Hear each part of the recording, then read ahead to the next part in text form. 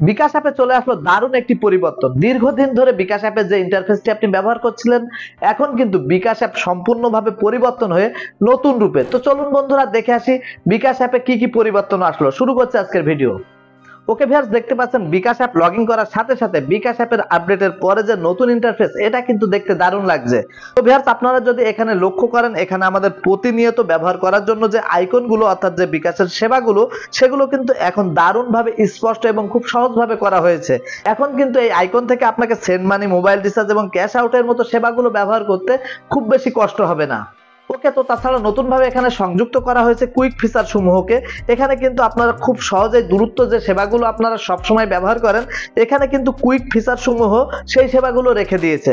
তাছাড়া এখানে আপনার বিকাশের মাই অফারের যে অপশনটা আছে, এখানে কিন্তু দেখতে পাচ্ছেন মাই অফারস, আপনার বিকাশের অফারগুলো এখানে কিন্তু খুব সহজেই আপনারা এখন আগের থেকে খুব সহজে দেখতে পারবেন, জানতে পারবেন এবং বিকাশের অফারগুলো নিতে পারবেন। ওকে, হোম ইন্টারফেসের এই দারুণ পরিবর্তন তো দেখলেন। এখন তার পাশে একটি অপশন যোগ করা হয়েছে আমার বিকাশ। আমার বিকাশে ক্লিক করার সাথে সাথে দেখতে পাচ্ছেন আমি বিকাশের সাথে ঠিক কত বছর আছি সেটা কিন্তু এখানে দেখা যাচ্ছে।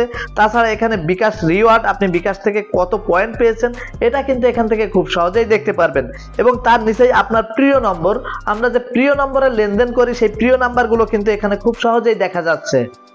আপনি যদি চান আপনার প্রিয় নাম্বারগুলো ম্যানেজ করার জন্য, এখানে দেখতে পাচ্ছেন আমার প্রিয় নাম্বার, তার পাশে ম্যানেজ লেখা আছে। এই ম্যানেজ অপশনে ক্লিক করার সাথে সাথে কিন্তু আপনি প্রিয় নাম্বার ম্যানেজ করতে পারবেন। এখান থেকে চাইলে প্রিয় নাম্বার যোগ করতে পারবেন এবং চাইলে এখান থেকে প্রিয় নম্বর বাদ দিতেও পারবেন। ওকে, তো তাছাড়া নিচের দিকে দেখতে পাচ্ছেন আমার প্রিয় এজেন্ট। এখানে কিন্তু আপনারা চাইলে আপনাদের প্রিয় এজেন্ট নাম্বার ম্যানেজ করতে পারবেন।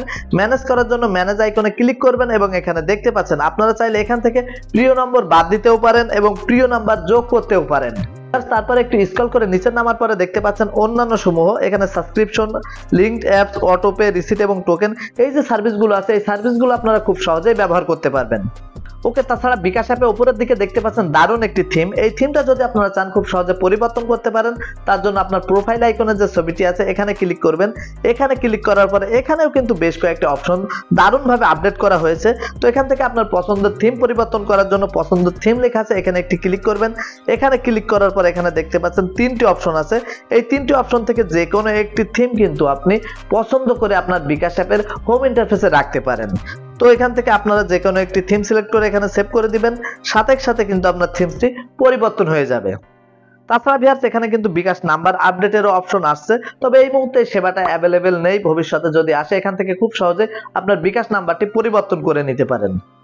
ভিউয়ার্স, তারপরে আপনারা দেখতে পাচ্ছেন ঠিক অ্যাপের উপরের দিকে সার্চের একটি আইকন যোগ করা হয়েছে। এই আইকনে ক্লিক করার পরে আপনারা এখান থেকে যদি কোনো সার্ভিস আপনার লাগে, ধরুন ইন্টারনেট বিল পে, তাছাড়া বিভিন্ন ধরনের আপনি স্টেটমেন্টও হতে পারে, দেখতে পাচ্ছেন স্টেটমেন্ট দিয়ে সার্চ করার সাথে সাথে কিন্তু এখান থেকে স্টেটমেন্ট সমূহ আমার সামনে চলে আসলো।